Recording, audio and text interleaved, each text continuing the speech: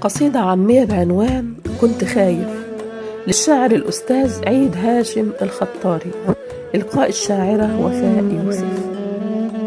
كنت خايف، أيوة ياما كنت خايف لما شفتك ضحكة جاية من بعيد وتترسم فوق الشفايف، لما شفتك تروي طاير ياما قلبي يبقى حاير، ياللي حبي كان بيعمل لك نسيم فوق الضفاير. قلبي ياما كان بيغزلك بإيده كل يوم فستان فرح، أصله طيب لسه فاكر إنه عمره ما ينجرح. وانت برضه لسه فاكر ولا ناسي ياللي لابس من عذابي كل يوم أجمل طرح؟ جايلي تاني انت تشرب من قسايا ولا تتعذب معايا؟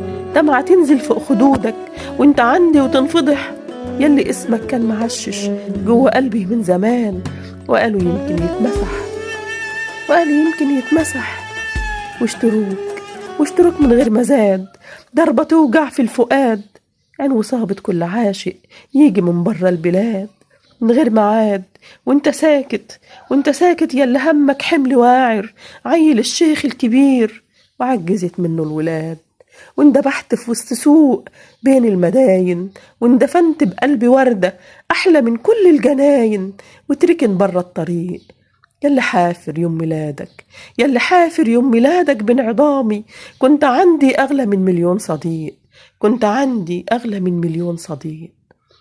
شاعر الأستاذ عيد هاشم الخطاري، إلقاء الشاعرة وفاء يوسف.